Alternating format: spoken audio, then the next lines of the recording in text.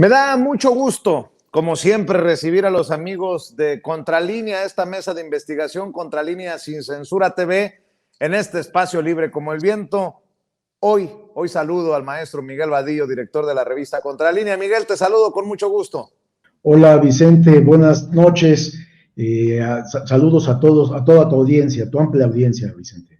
Oye, Miguel, pues reapareció Ernesto Zedillo queriéndonos dar clases o consejos de a quién elegir en el 2024, algún personaje que no prometa lo que no se puede cumplir. Dice que el que venga no debe de seguir señalando al pasado ni a otros por sus cosas.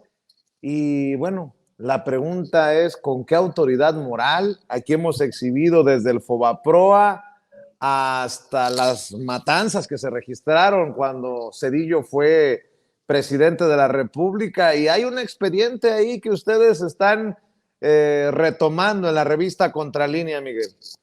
Sí, mira, yo hice una columna a propósito de lo que dijo Zedillo, porque además de que, este expresidente sin reconocimiento social, más bien hay un repudio social a Ernesto Zedillo, precisamente por todo lo que hizo y lo que no hizo también. Es un sujeto que, pues como tú bien dices, no tiene autoridad moral y además, ahora que aparece, porque aparece de vez en cuando en foros internacionales, lo hace con un enorme cinismo, como si su mandato hubiera sido un mandato digno de recordar por las cosas positivas que se hicieron, cuando es todo lo contrario, Vicente. Además, hay que recordar cómo llega a la presidencia, antes de entrarle al tema duro, que es el que vamos a comentar hoy en torno a Zedillo y su familia política. Es un sujeto que llega a la presidencia después de que asesinan al candidato priista Luis Donaldo Colosio. Y entonces Carlos Salinas echa mano pues, de un personaje gris. Había sido secretario de Programación y Presupuesto, después era el coordinador de la campaña de Luis Donaldo Colosio, una especie de asistente, de secretario ahí de Colosio. Y asesinan a Colosio por lo que se atrevía a decir y cómo iba a ser su mandato, no lo dejan llegar, y entonces Salinas lo da el dedazo para que sea Ernesto Zedillo el candidato a la presidencia, como se acostumbraba en el PRI. Y entonces, pues llega a la presidencia de la República. Ya estando ahí, para tratar de tener gobernabilidad, le entrega la Procuraduría General de la República al PAN, a Diego Fernández de Ceballos. Diego no va directamente a la Procuraduría y pone a uno de sus abogados, de sus socios, que es Antonio Lozano Gracia, y entonces Zedillo le entrega el Ministerio Público Federal al Partido Acción Nacional. Ahí Zedillo el mensaje que estaba enviando a todo el país y a los grupos políticos, tanto del PRI como del PAN y la oposición, era que el siguiente gobierno, una vez que él terminara, sería para el Partido Acción Nacional. ¿Y por qué? Tenía un enorme miedo a Carlos Salinas de Gortari, porque lo había traicionado. Acuérdate que aquella toda investigación que se hizo con Brujas, la famosa PACA, que sabía dónde estaban los muertos y no sé cuánto, toda una farsa, que es impresionante que vendieran esto como unos hechos reales, noticiosos, pero además reales para saber el destino de los asesinados, aquel diputado Manuel Muñoz Rocha, el mismo Ruiz Massieu, José Francisco Ruiz Massieu, en fin, un manejo de la justicia terrible que hubo en este sexenio. Pero ¿qué persigue Ernesto Zedillo en su mandato? Todavía está muy vigente porque en su gestión se dieron las masacres más brutales que haya habido en este país de indígenas. Está Aguas Blancas, 28 de junio de 1995. Está Actial en Chenaló, Chiapas, 22 de diciembre de 97. Está El Charco en Ayutla de los Libres en Guerrero. Está El Bosque también. En fin, masacres de indígenas que quedaron en la impunidad total. También recordamos cómo heredó la deuda más grande en la historia del país, con el multimillonario robo al presupuesto público del Fobaproa, que bueno, ascendió a 3 billones de pesos para rescatar a los bancos y a las empresas, a los grandes consorcios transnacionales, y que fuera dinero público el que se pagara. También remató los ferrocarriles nacionales de México, para luego irse a contratar con una de las mismas empresas a las cuales les entregó este sistema ferroviario. Y bueno, pues ya investigaciones nuestras en contralínea está cómo permitió la entrega de contratos de obras públicas a la empresa de su familia que se llama Grupo Intecom, manejado por sus hermanos. Y a su misma familia, sus hermanos, como secretario de Hacienda en el sexenio anterior, les entregó perdones y condonaciones fiscales vía la Secretaría de Hacienda y el SAT. Ya como presidente, sus hermanos Ponce de León, Cedillo Ponce de León, pues les permitió todos los excesos y les condonó el pago de impuestos y, en fin, hizo un trabajo ahí con quien era su secretario de Hacienda, José Ángel Gurría, que ahora, por cierto, está como coordinador del proyecto de nación de Xóchitl Gálvez, del PAN. Es decir, los antecedentes que tiene Cedillo son verdaderamente graves como para que ahora nos venga a decir que le gustaría que llegue alguien a la presidencia, que escuche a la gente, que reconozca lo complejo, dice él, que son los problemas de México, y que alguien que no explote las necesidades, creando un discurso demagogo, prometiendo cosas que no serán cumplidas, y dice él que no divida la sociedad y que impulse las reformas que, y ahí dice en plural, que nuestros países necesitan, porque supuestamente estaba lanzando un mensaje para toda Latinoamérica, con una clara dirección al presidente López Obrador y a lo que viene para 2024. Es decir, Ernesto Cedillo, que ha estado ausente, está fuera del país, como bien sabemos, está en Estados Unidos, en la Universidad de Yale, y bueno, pues allá está refugiado porque a pesar de que han pasado tantos años de que fue presidente, que traicionó a Carlos Salinas de Gortari y que finalmente le sigue teniendo un enorme temor, pues huyó del país y no viene a México. Él desde allá en un foro internacional pronunció estas palabras que lo vuelven a meter en la discusión política del país. Y bueno, pues esto que estamos comentando, uno de los expedientes que yo considero de los más graves, y que en su momento, cuando él era presidente de la República, yo lo publiqué. En aquel entonces yo trabajaba en el periódico El Universal y está en primera plana, por si alguien lo quiere leer. Y bueno, ahí se trata de que su familia política, es decir, su suegro, el suegro del entonces presidente Ernesto Zedillo, y sus cuñados, hermanos de su esposa Nilda Patricia Velasco, tenían vínculo con el cártel de Colima, dirigido por los hermanos Amezcua Contreras, apodados los Reyes de las Metanfetaminas, quienes además vivían en Colima, eran paisanos de la familia Velasco, la familia de su esposa. El presidente también se ha referido en una de sus conferencias matutinas a esto que declaró Ernesto Zedillo, quien es director del Centro para el Estudio de la Globalización en la Universidad de Yale, en Estados Unidos. Y el presidente pues ha dejado en claro las diferencias político-electorales que tiene con los expresidentes priistas y panistas, y en este caso pues Ernesto Zedillo Ponce de León. Lo que podemos decir del expediente delicado que debería de estar en la Fiscalía General de la República, porque es un asunto de narcotráfico, de estos reyes de las metanfetaminas, del cártel de las metanfetaminas, los hermanos Amezcua Contreras, que finalmente fueron detenidos, pues estos sujetos mantenían comunicación con el suegro de Zedillo y con sus cuñados. También entraba en las órdenes y en la discusión la esposa del propio expresidente. Hay unas grabaciones, Vicente, que hizo en aquel entonces el general Gutiérrez Rebollo, que era el encargado, el zar antidrogas del país, un general militar con reconocimiento, y que investigando a los hermanos Amezcua, que eran las primeras, los que introducían drogas sintéticas y estaban produciendo y enviando a Estados Unidos, es cuando se empezaba a dar esto de las drogas sintéticas. Estos eran los que las controlaban.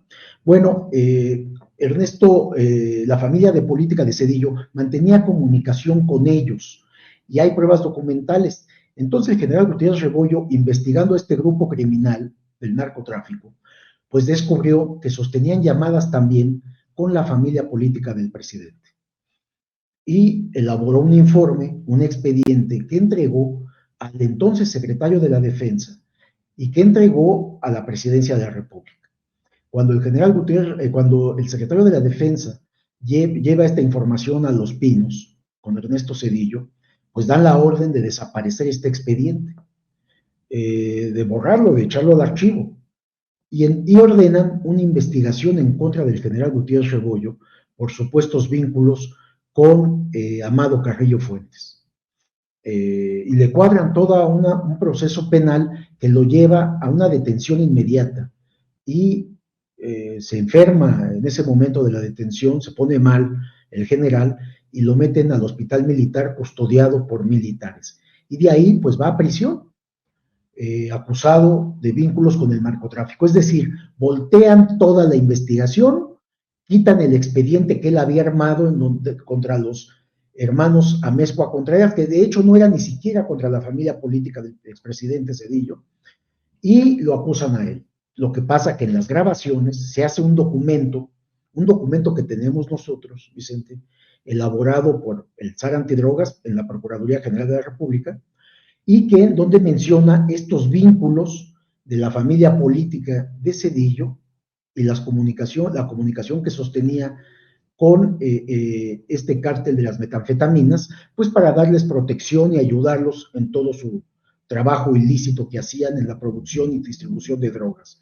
Y esto lo menciona este documento, que pues es un documento que tiene el logotipo de la Fiscalía Especializada para la Atención de Delitos contra la Salud, llamada en aquel entonces FEADS, y el título del documento se llama Organización de los Hermanos Amezcua Contreras, Tráfico Internacional de Efedrina, que eran los primeros momentos de estas drogas sintéticas que estaban circulando ya prácticamente en todo el mundo, y el grupo principal que las distribuía pues era este que estaba sentado en el estado de Colima, estado natal también de la esposa del entonces presidente y de su familia. De ahí el vínculo y el conocimiento que tenían, y finalmente la ayuda que se daba desde Palacio Nacional, bueno, no Palacio porque vivían en Los Pinos, a este grupo criminal, Vicente. Miguel, déjame leer, si me permites, parte de lo que tú publicas en tu columna. Y es esta segunda parte que dice la relación criminal de Zedillo con el cártel de las metanfetaminas. Ojo, estamos hablando del expresidente Ernesto Zedillo, que sin autoridad moral reaparece para meter la mano en el proceso rumbo al 2024. De esa relación criminal que mantuvo la familia política del expresidente Zedillo con ese grupo de narcotraficantes, hay pruebas documentales, testimonios y grabaciones de intervenciones telefónicas autorizadas por jueces a los hermanos Amezcua Contreras, quienes operaban en Colima como un cártel de las metanfetaminas. Uno de esos documentos, ya hacía referencia Miguel, uno de esos documentos confidenciales archivados en la PGR, la Procuraduría General de la República, y en poder de esta columna Oficio de Papel, tiene el logotipo de la Fiscalía Especializada para la Atención de Delitos contra la Salud, y bajo el título Organización de los Hermanos Amezcua Contreras, Tráfico Internacional de Efedrina, refiere que al investigar a ese cártel con sede en Colima, estado de donde es oriunda la familia de Nilda Patricia Velasco de Zedillo, quien fuera primera dama, esposa de Zedillo, agentes federales especiales descubrieron los vínculos que tenía ese grupo criminal con Fernando Velasco Márquez, padre de la esposa del expresidente, y los hermanos de esta, Fernando y Francisco Velasco Núñez. Sin embargo, a pesar de las evidencias que incriminaban a esa familia Zedillo Velasco, que vivió entre 1994 y 2000 en la residencia oficial de Los Pinos, los gobiernos panistas de Vicente Fox y Felipe Calderón se negaron a investigar la vinculación criminal y protección que se daba desde la presidencia al grupo criminal de los hermanos Amezcua Contreras. Todo comenzó cuando el Instituto Nacional de Combate contra las Drogas intervino en 1996 y 1997, en plena administración presidencial de Ernesto Zedillo, los teléfonos de varios integrantes del cártel de Colima, liderado por los hermanos Jesús Luis y Adán Amezcua Contreras, conocidos en la década de 1990 como los reyes de las metanfetaminas, lo que permitió a la PGR grabar miles de horas de conversaciones de esos narcotraficantes actualmente presos. Al frente del INCD estaba el general Jesús Gutiérrez Rebollo, quien, dicho sea de paso, es padre o fue padre del querido abogado César Gutiérrez Priego, colaborador y amigo de Sin Censura. quien después de revelar al secretario de la Defensa General Enrique Cervantes Aguirre que en esas grabaciones había conversaciones de los narcotraficantes Amezcua Contreras con miembros de la familia política del presidente Zedillo, el general fue detenido y encarcelado hasta casi su muerte, acusado de encubrir y recibir regalos del entonces jefe del cártel de Juárez, Amado Carrillo Fuentes, el Señor de los Cielos. Ya preso, Gutiérrez Rebollo reveló que tenía pruebas de los vínculos de los hermanos Amezcua Contreras con el padre y los hermanos de la esposa de Ernesto Zedillo, pero sus acusaciones fueron negadas por la PGR y por la misma Secretaría de la Defensa Nacional, a pesar de que había grabaciones que así lo confirmaban.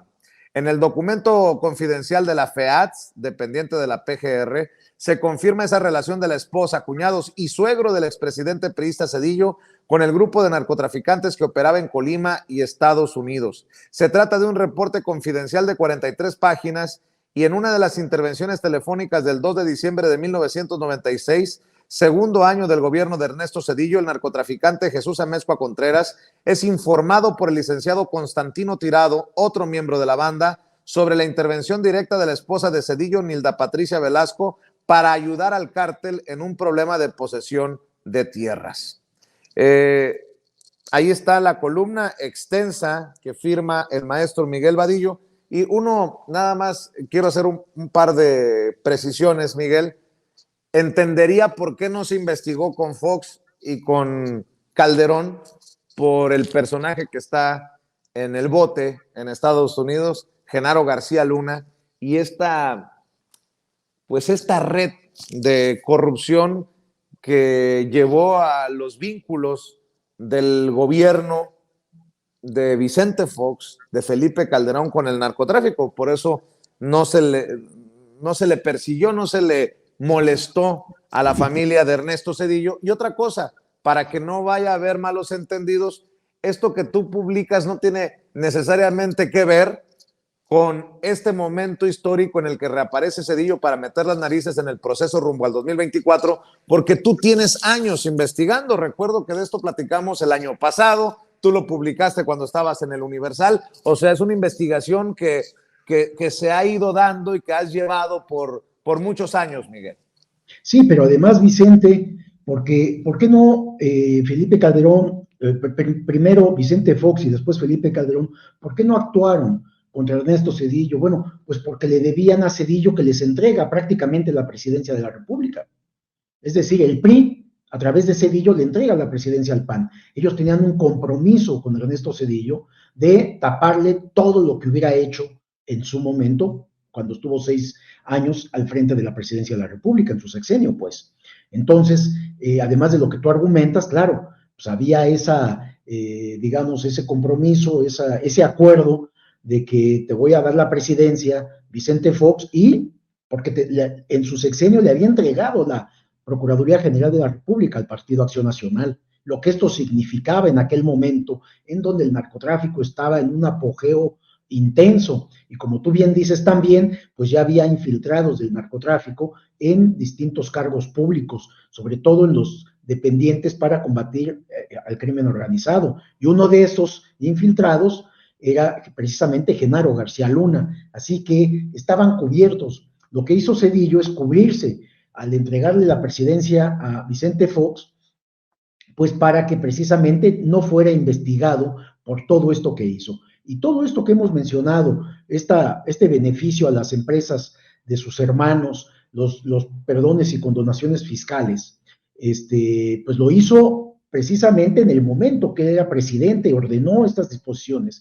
Y Vicente Fox, pues todo esto lo dejó pasar, escondieron esos archivos, y ya esto más grave que tiene que ver con el narcotráfico, pues simplemente la Procuraduría guardó o destruyó, desapareció esta información que yo tengo, porque además es un tema sumamente delicado. En el momento que yo lo conseguí, cuando un alto funcionario del gobierno me lo proporciona, me dice que tenga mucho cuidado porque era un asunto tan delicado. Imagínate, el propio gobierno actuó en contra del general que era el zar antidrogas de este país, acusándolo de algo que no había hecho, para llevarlo a prisión y callarlo, para poder salvar a la familia del presidente. Es decir, estaban con todo. De ahí que su publicación, pues era en ese momento un asunto que consideraba el propio gobierno muy delicado. Y así me lo hicieron saber. Sin embargo, se publicó afortunadamente y hoy lo traemos a cuento precisamente por este intervencionismo que hace Ernesto Zedillo en materia política, porque no vive ni en el país, realmente nunca le interesó la justicia, nunca le interesó los problemas sociales de México, y por el contrario, estuvo en el gobierno 6 años con un enorme temor de que le pudiera hacer algo Carlos Salinas de Gortari, que también seguía teniendo muchos hilos en el PRI, muchos hilos en la parte política y también en la propia mafia política que había en ese momento en el país.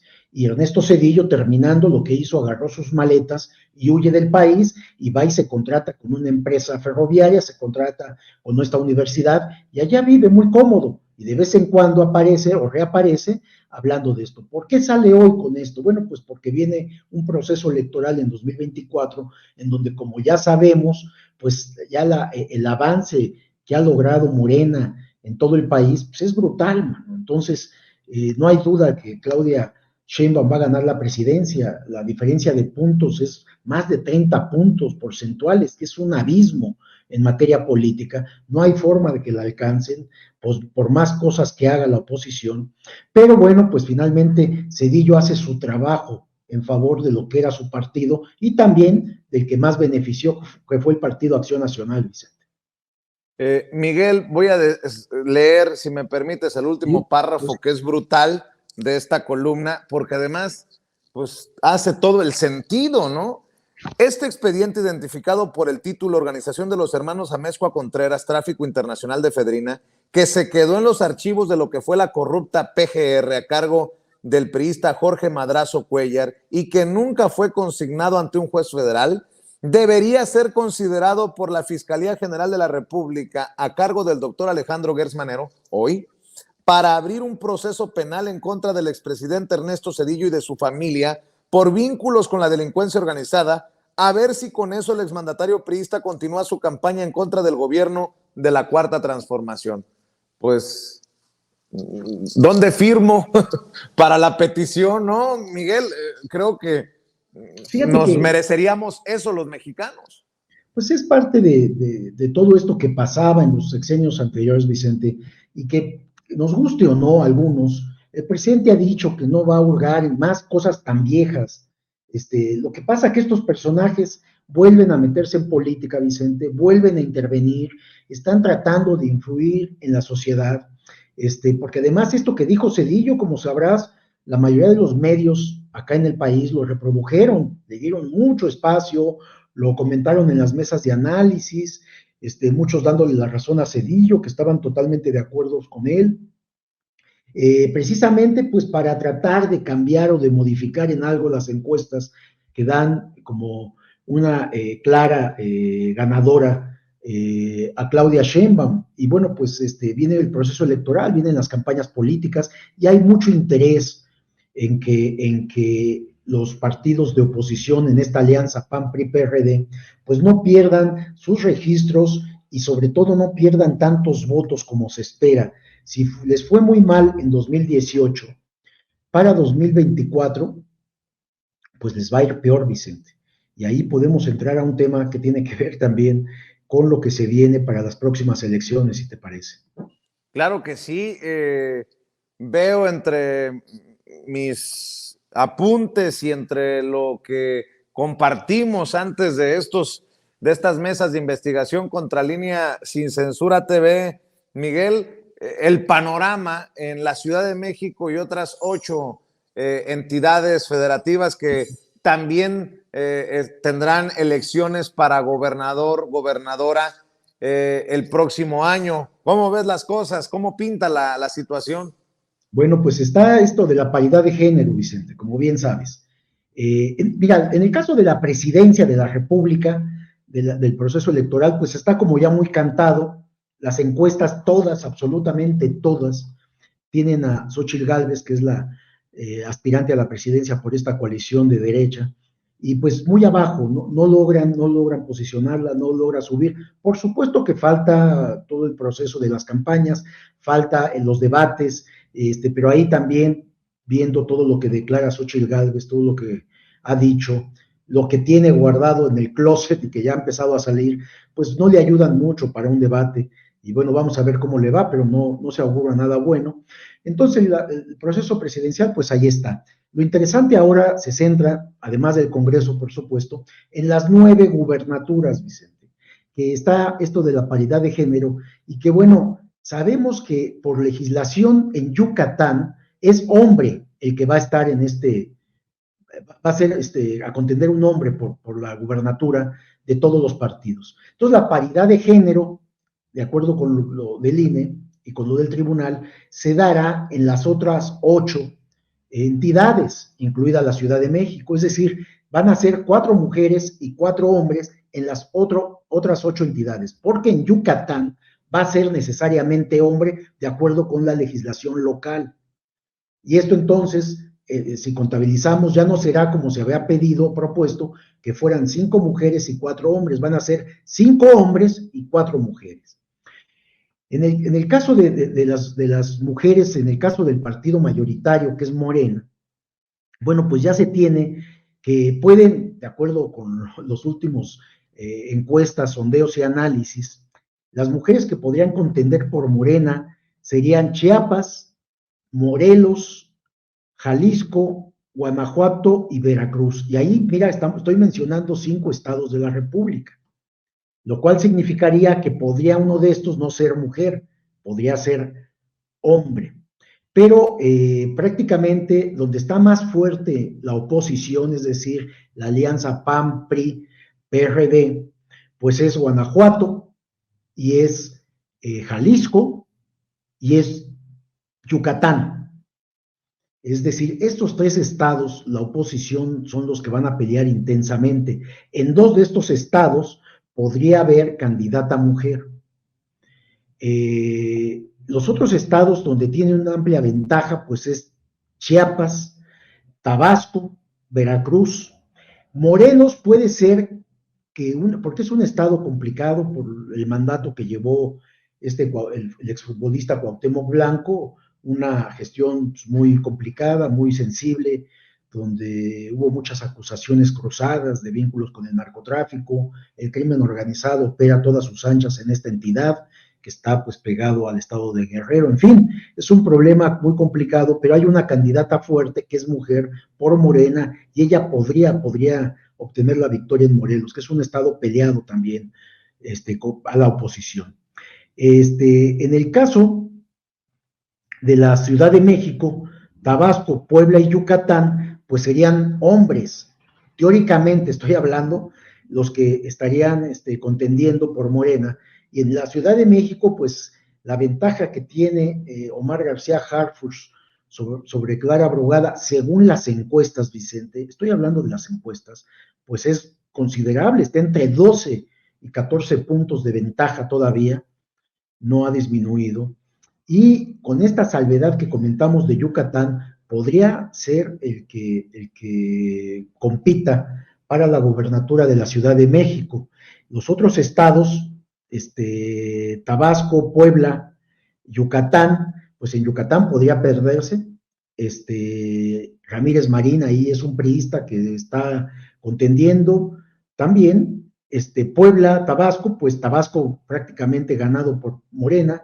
Y Puebla, pues está en la contienda entre Armenta y Nacho Mier, que ahí Armenta pues parece que lleva la delantera en los puntos porcentuales, ha ido bajando, pero parece que se mantiene adelante. Entonces, se vuelve algo interesante porque puede haber protestas en algún estado de todos estos que hemos mencionado, o se suman todos prácticamente a estas propuestas que se hagan de acuerdo con las encuestas y de acuerdo con la paridad de género, Vicente. Por eso se había advertido, Miguel, que por esto de la paridad de género había posibilidades de que un hombre ganara la encuesta, pero que no fuera designado como coordinador de la defensa de la Cuarta Transformación en esa entidad. Ya se había advertido, ¿no? Y puede suceder, Miguel.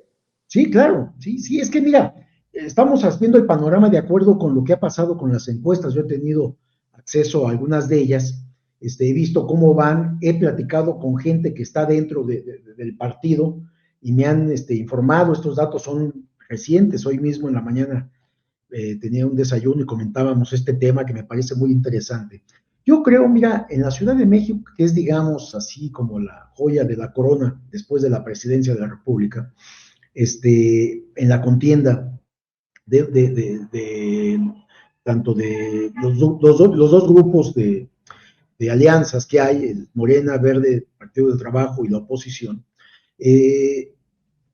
creo que Clara Brugada, que por supuesto es una líder social muy reconocida y que ha hecho un buen trabajo en Iztapalapa, una alcaldía muy políticamente muy activa, además, Clara Brugada, han dicho que aceptarán esto de las encuestas. Entonces, si no le favorecen, yo creo que aquí habría unidad, eso estoy observando yo, también de los otros contendientes, Hugo López-Gatell, Mariana Boy, habría unidad en torno a quien resulte ganador de la encuesta.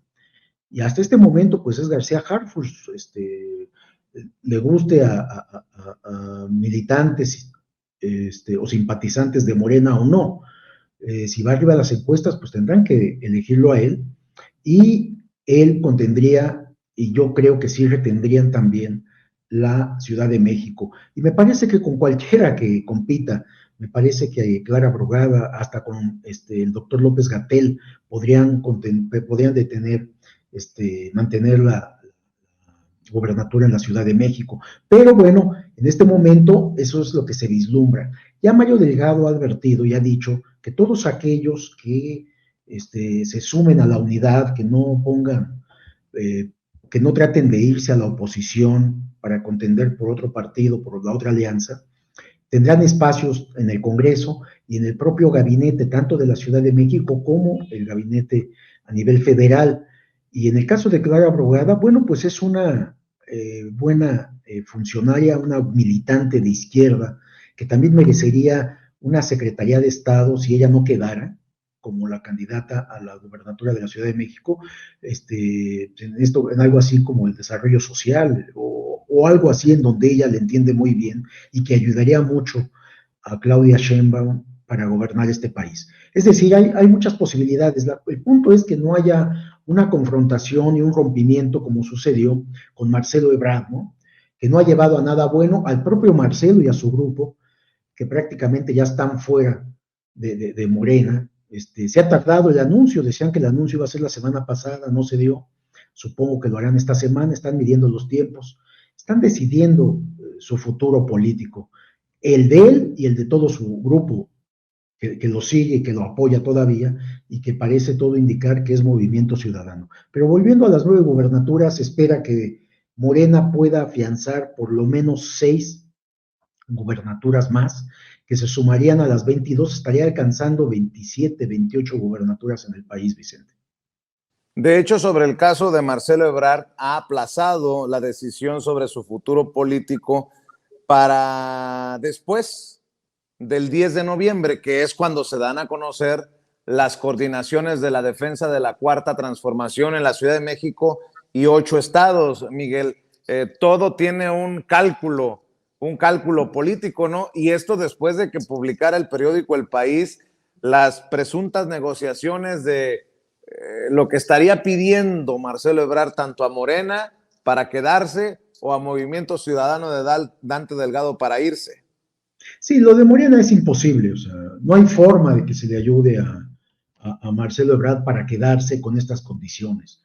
Pedir casi el 30% de puestos en el Senado y en la Cámara de Diputados, en el gobierno mismo, pedir que haya una disculpa pública de que se cometieron irregularidades y pedir que se dé una respuesta a todas estas denuncias que él presentó y que se acepte que sí se cometieron.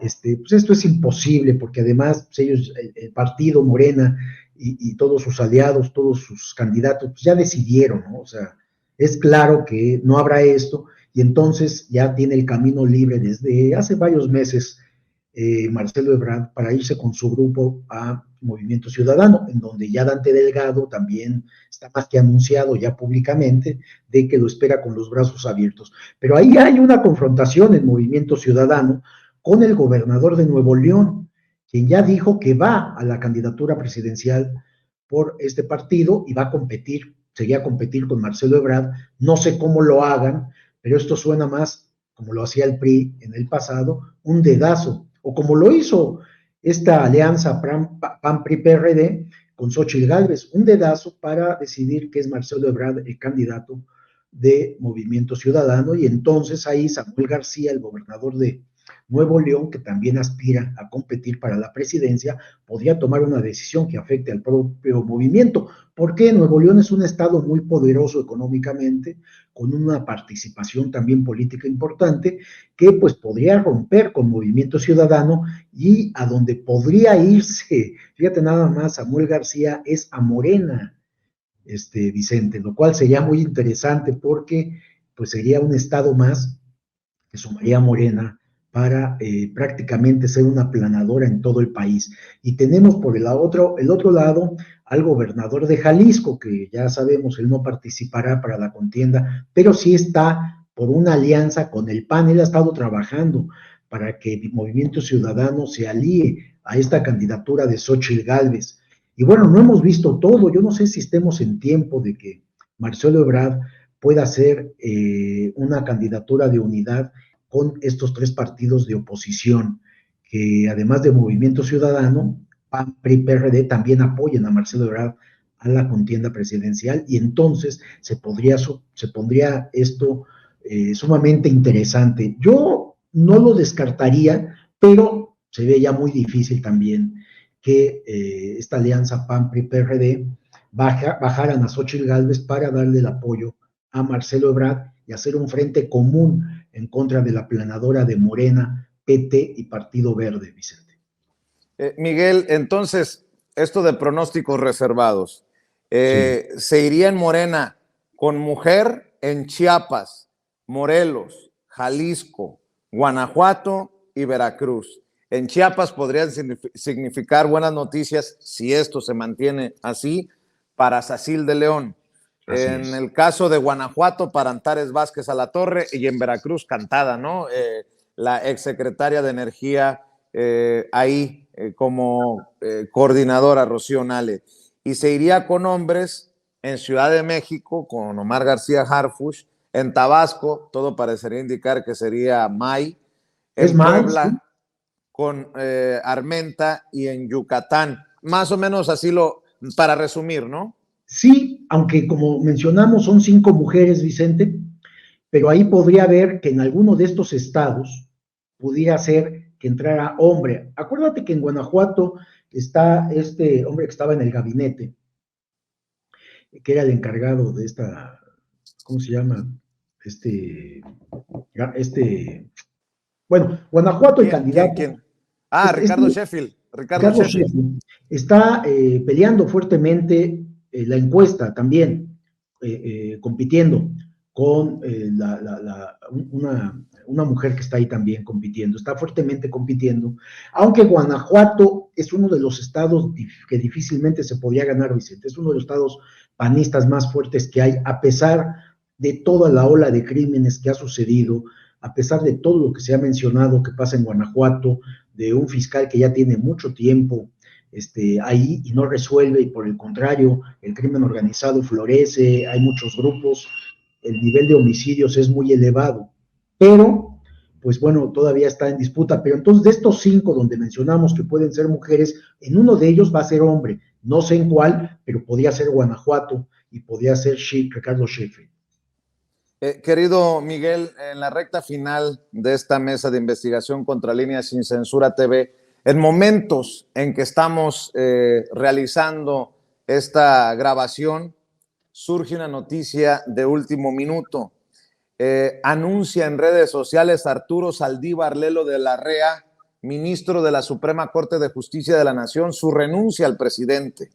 Dice: el día de hoy he presentado al presidente Andrés Manuel López Obrador mi renuncia al cargo de ministro de la Suprema Corte de Justicia de la Nación para que en el caso de que la acepte sea turnada al Senado de la República para su aprobación. Mi ciclo en la Corte ha terminado. Durante estos 14 años impulsé los criterios más vanguardistas que constituyeron el nuevo paradigma constitucional en la defensa de los derechos humanos de todas las personas. Toca ahora seguir sirviendo a mi país en la consolidación de la transformación de un México más justo y más igualitario, en el que sean prioridad quienes menos tienen y más lo necesitan. El México con el que soñamos es posible. Sigamos avanzando en la construcción hasta que la dignidad y la igualdad se vuelvan costumbre. Y comparte esta carta que le envía el día de hoy, 7 de noviembre, con la carta membretada Arturo Saldívar Lelo de la Rea al licenciado Andrés Manuel López Obrador, presidente de los Estados Unidos mexicanos, y dice así: estimado señor presidente, durante los últimos 14 años he desempeñado el honroso cargo de ministro de la Suprema Corte de Justicia de la Nación. En este tiempo he impulsado importantes criterios jurisdiccionales y políticas públicas en beneficio de los derechos humanos de todas las personas, en especial de los más vulnerables. Sin embargo, considero que mi ciclo en la Suprema Corte ha terminado y que las aportaciones que puedo realizar desde esta posición en la consolidación de un mejor país se han vuelto marginales.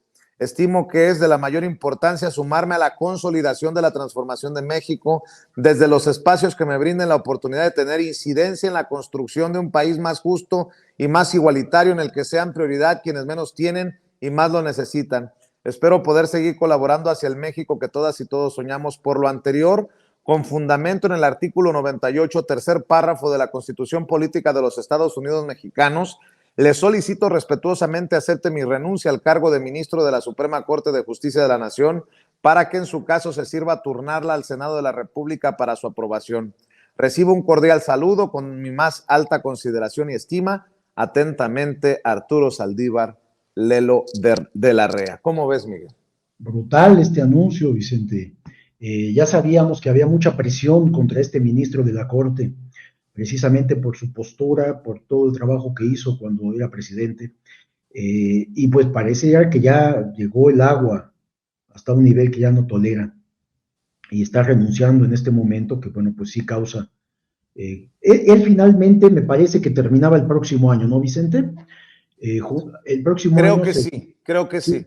él es uno, se renovaban dos cargos en la Suprema Corte para el próximo año, él lo está adelantando, se retira, sabemos que hay presión, sabemos que hay investigaciones internas también que había sobre él, sobre su gestión, sobre el uso del presupuesto público. Para que tengas una idea, Vicente, alguien de adentro me platicó que cuando este expresidente de la Corte sale de la presidencia, se va a la oficina que tenía Norma Piña, y Norma Piña asciende a la presidencia de la Corte. Lo que es una costumbre que cuando se da este trueque de oficinas, cada que se nombra nuevo o nueva presidenta de la Corte, se le permite al presidente saliente que remodele toda la oficina que ahora va a ocupar, pues porque además de que tienen muchos recursos, pues se les permite que hagan un espacio cómodo para ellos, que de por sí son muy cómodas las oficinas de los 11 ministros de la Suprema Corte.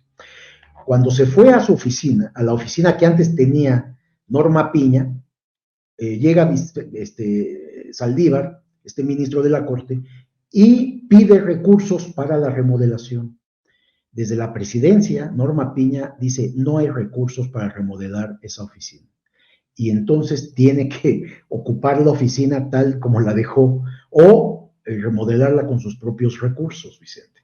Esta era ya una confrontación que había entre Norma Piña y el ministro de la Corte, ahora que está renunciando a su espacio como ministro del máximo órgano de justicia de este país.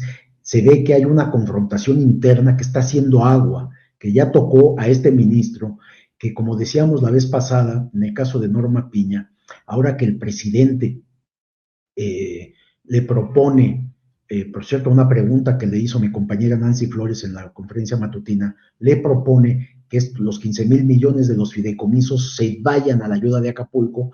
Norma Piña en el mismo día, unas horas después, ya estaba diciendo que le parecía muy bien esto y que adelante y que un comité. Es decir, el presidente le tira un salvavidas a Norma Piña porque ya tenía una discusión también adentro de la Corte muy intensa por el dinero de los fideicomisos. No sabían ya cómo salir de ahí.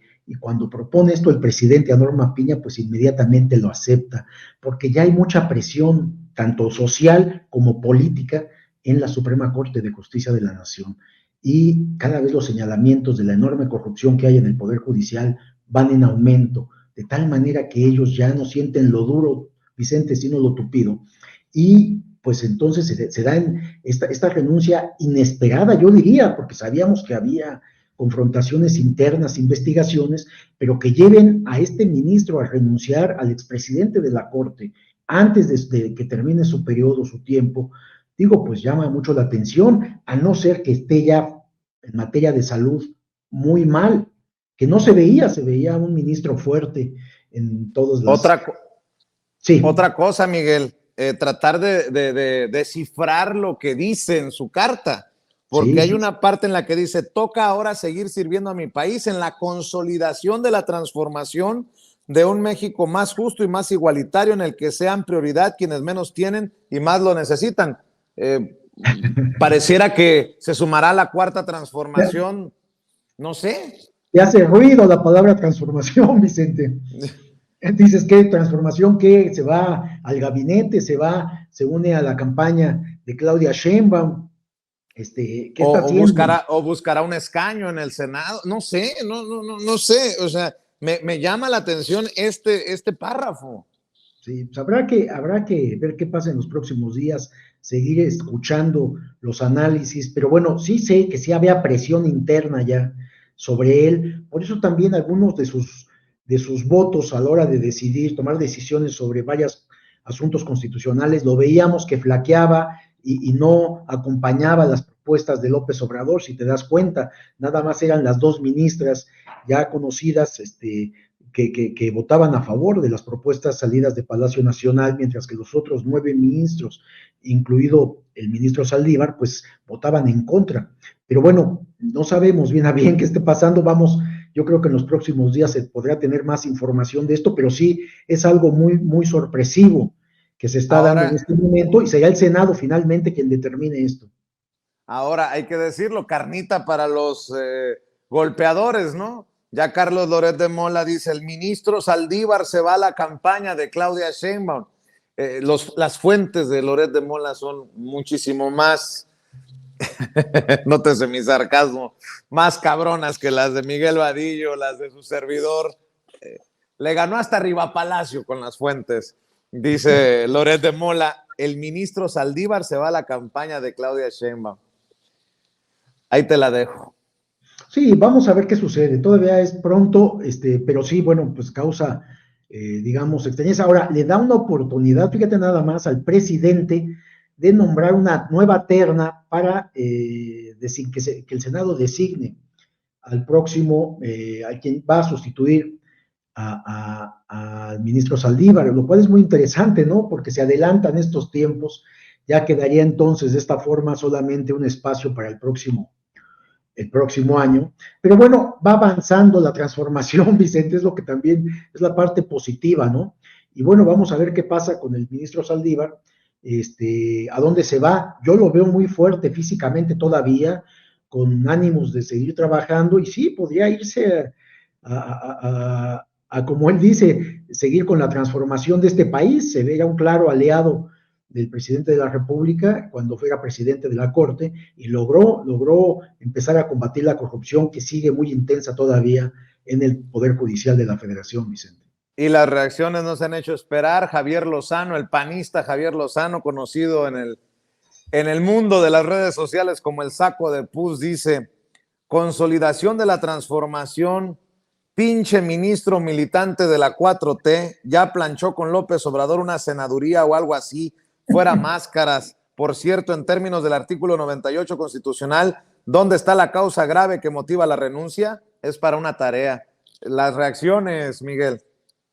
Sí, o sea, y va a haber más, obviamente toda la oposición, pero ¿por qué no comentan aquella presión que sufrió Saldívar como ministro de la Corte por Felipe Calderón para que se pronunciara en contra de cualquier investigación cuando el asunto de la guardería ABC, que involucraba a la familia, precisamente a la esposa y a los familiares de la esposa de Felipe Calderón, aquel incendio que cobró muchas víctimas, niños, bebés, en este incendio de la guardería ABC. Entonces hubo mucha presión del propio Felipe Calderón, y esto lo contó el ministro Saldívar en su oportunidad y en su momento, explicando la presión que enfrentó y donde él se mantuvo, porque se abría una investigación, pero bueno, la Corte, finalmente estos cortesanos de la Corte que han apoyado a la derecha siempre y al partido en aquel entonces en el poder, que era el PAN, y también en su momento al PRI. Hoy vemos algo totalmente distinto, una Corte totalmente contraria, pero en donde está avanzando finalmente la transformación y ya hay señalamientos muy puntuales en donde el juicio social los ha encontrado culpables de corrupción, abuso de poder y tráfico de influencias, Vicente. Comentario, reflexión para cerrar, Miguel, esta mesa de investigación contra Línea Sin Censura TV. Bueno, pues estamos viendo estos mismos temas que hemos platicado, Vicente, en el caso del expresidente Ernesto Zedillo, el último expresidente priista, después de 70 años de priismo, que entrega el poder al Partido Acción Nacional y que ahora se mete al debate, a la campaña hacia la presidencia para el 2024, y bueno, pues por supuesto no podía faltar su declaración en contra de la transformación que está viviendo este país, en donde a él le parece que no hay nada novedoso que se esté haciendo y que por el contrario, dice él, se está engañando a la población. La población son de estos políticos exgobernantes que creen que la población es tonta, Vicente. Y bueno, yo creo que no, y por eso en este momento las encuestas y el apoyo hacia esta transformación es muy abundante. Se estima en un 80% que la población está convencida que vamos por el camino correcto, aún en momentos de una enorme tragedia como es esto del huracán que cobró muchas víctimas o está cobrando muchas víctimas en Acapulco, en Guerrero. Pero bueno, hay todo el apoyo del gobierno federal y por supuesto de la sociedad civil, que es el más abundante. La solidaridad de los mexicanos y mexicanas está siempre presente, y va a salir adelante Acapulco, a quien les mandamos un abrazo a todos los que viven por allá, Vicente. Claro que sí, Miguel. ¿Por qué no cerramos invitando a la audiencia de Sin Censura a que los apoyen sus trincheras, en las trincheras de Contralínea, Miguel? Cómo no, muchas gracias, Vicente. www.contralinea.com.mx. Ahí encuentra toda la información de nuestra publicación y todas las investigaciones que realizamos. Estamos también en todas las redes sociales y tenemos un espacio de noticias todos los días de lunes a viernes de 10 a 12 del día, y lunes, miércoles y viernes de 1 a 2 de la tarde, una mesa de análisis, de comentarios y de opinión que hacemos Nancy Flores, Sosimo Camacho y un servidor. Y por supuesto también todos los días de 8 a 9 de la noche en este espacio que muy solidariamente compartes con nosotros, Vicente, que es tu espacio Sin Censura, Contralínea, de 8 a 9 de la noche de lunes a viernes. Te mando un abrazo, Miguel. Estamos al pendiente con otra mesa de investigación contra Línea Sin Censura. Que la pases bien, que descanses. El maestro Miguel Vadillo hablando con nosotros sin censura. Continuamos porque todos somos sin censura. Le pido que comparta con familiares, amigos, contactos a través de WhatsApp, de Facebook, de Twitter, por donde usted quiera.